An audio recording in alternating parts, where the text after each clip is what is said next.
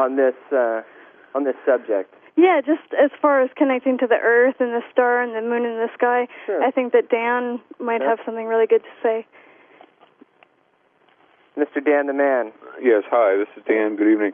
I just like to say along the rhythm of the thoughts that with the energy now and with more people getting actively involved in where we are, we're moving along at a pretty good clip, that events are much, much more pliable, and our influence on them more palpable, more stronger.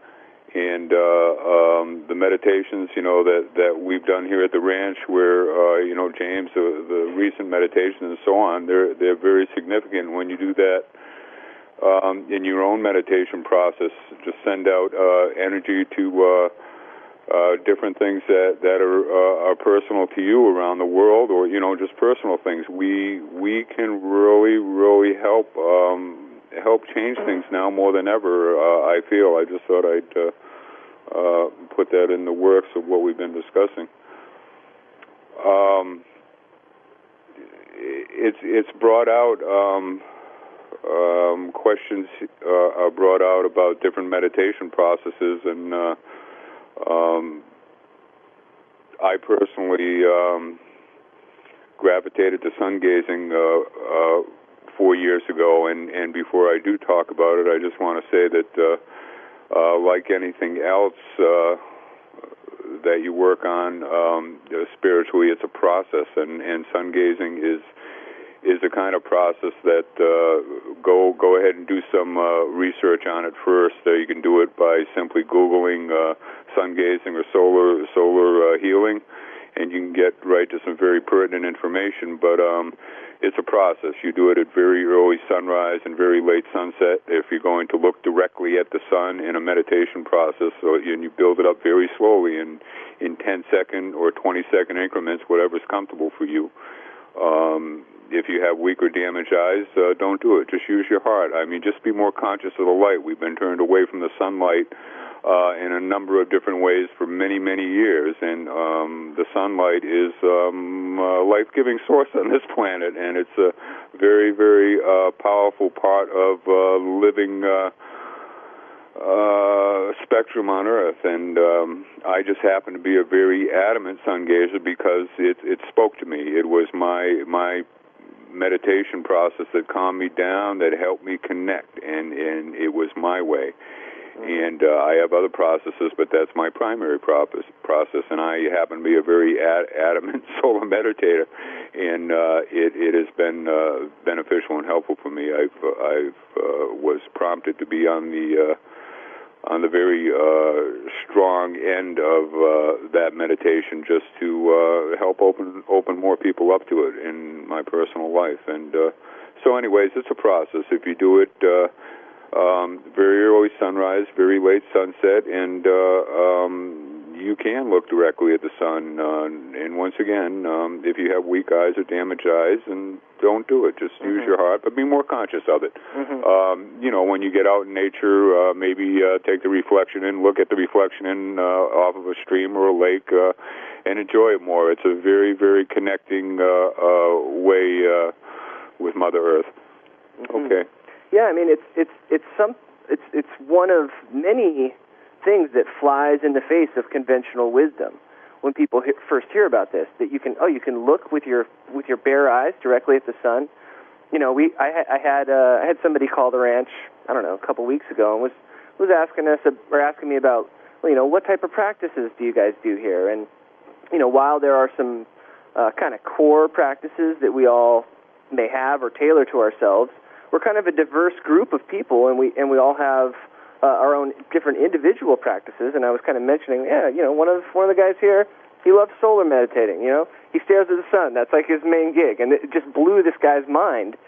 He couldn't believe that that was safe, or that you could actually do it. He'd never heard of it. And you kind of went over some of the precautions of start slowly, do it when it's rising or falling. Don't just go out there at the peak of the sun to do this. But Dan, could you maybe describe some of the benefits or the effects that you have experienced from doing this? What about your eyesight? I mean, has your eyesight improved, or do you feel that it's gotten worse from doing it? No, it actually, in a way, it improved. I had to wear glasses for driving, and I don't wear them at all now. I still do need them if my driving glasses. I do use them if I'm a little bit overtired. But no, the main benefit is it hasn't hurt my eyes at all. Nor will it if it's practiced as a process. And once again, I'll just reiterate that use your heart. I mean, it's a process. Just you don't run a marathon, a 20-mile marathon in the first shot out. You do it. You build up gradually. The build up into the rhythm gradually, and it's the same thing. Maybe 10 seconds the first time, then close your eyes or turn from the sun and finish your meditation process, and maybe 20 seconds the next time, and 30 seconds. You build it up in increments. Okay, I just have. For myself, I'm on the outer edge, and it just connected me to Mother Earth and nature like no other time in my life. And I always enjoyed getting out in nature, getting out in the woods, and camping and things like that. But it just drew me in solidly to a connection with Mother Earth that has been phenomenal and unbelievable, and was needed for me to ride this rhythm at this time. And I know a lot of people, because I do solo meditate, of course, I'm going to, connect with other sun gazers that have had many similar things go on in their life. And so, and like I say, give it a try if you want. And if it doesn't feel right, then don't do it. Just be more conscious of the light when you do go out in nature. Just enjoy it more, and however you connect to nature, connect to the light a little more. That's all. Awesome. Okay. Yeah, I think that's good advice, Dan. People can try something out for themselves and see if it resonates. Now, off the top of my head, I'm thinking, now, Dan, you could field this, or anybody else could field this, but do you guys think that there's like a conscious effort by the control system to encourage people not to look directly at the sun, to be wearing sunglasses, or to be thinking that it's gonna hurt your eyes, or that to disengage from the sun and sunlight? What do you guys think about that? I don't know if somebody else wants to chime in on that, or if Dan wants to handle that. Well, I'll start, and I'll if someone else wants to chime in, but.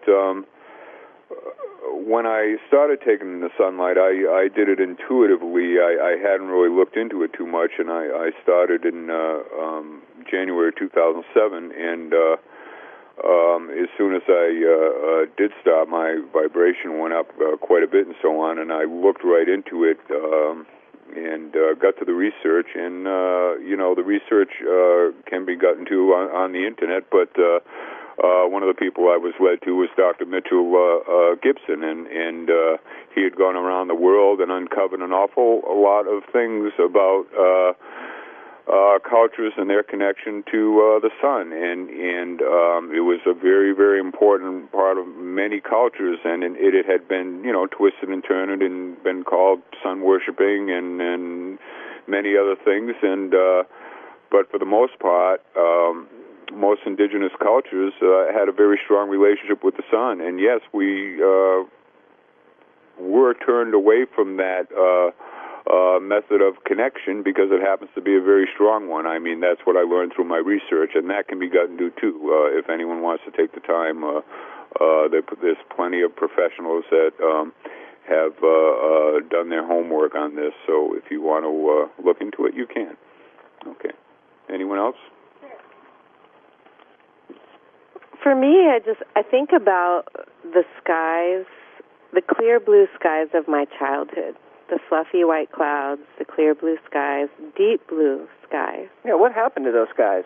Yeah, and I remember enough to know that there is something going on preventing that, and I do believe that there is a level of psychological impact on a lot of the aerial spraying that's happening. I think at times it could be other kinds of contaminants and particulars and metals and all of that, but other times it's, a very big part of that campaign is blocking our natural light, our natural energy.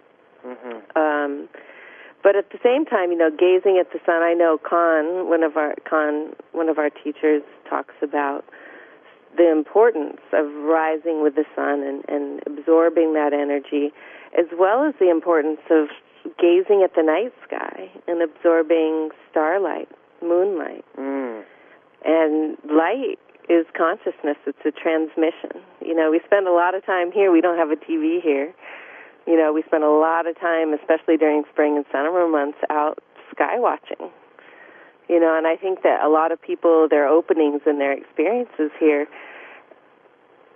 something in that process of engaging with the larger universe outside of the self allows them to tap into these greater energies and really experience themselves in a different way. And so, connecting with our place in the solar system, the galaxy, the universe, connecting with that infinite source light is all through the sun, through the stars, and through really recognizing that we're not just bodies, personalities, people playing out this drama on this planet, but it's a much larger paradigm and map, and really being able to step back far enough to look at it that way allows you to enjoy it in a very different way. Mm-hmm. So I think a lot of the, light is consciousness. It is information. It is energy. So gazing at the sun, gazing at the stars, connecting with nature is essential to bring you outside of just this limited, skin bag that we're in. Mm-hmm. Respecting it and the process the container that we're in, but also just bursting outside of that paradigm changes your perspective on everything. Mm-hmm. And it's fun. It's fun. Indeed. So Pam, while we got you on the line, and Dan had kind of brought up the topic of, what is his main practice. I wanted us to kind of talk about our practices. Because this is the downtime right now. The ranch is closed, and it's a really good opportunity for us to be focusing on our disciplines and everything. But I know last year you and Son, you guys went out and you did kind of a tour of some various spots around the country, doing some workshops. Mm-hmm. And so I just wanted to kind of question you on maybe what has changed in your approach, in your perspective to teaching, to facilitating classes currently. Like, where are you at now in comparison to last year's experience, and what do you have lined up on the horizon here? Okay, well, my initial experiences with these practices were primarily about healing, like physical healing of ailments where I had back I had a lot of things going on that I got in touch with my own internal healing process through these practices, and then. Going and sharing with everyone was amazing. It was a learning experience for all of us. But, there was also a part of me that always was looking for more, different practices, learning from our teachers, more.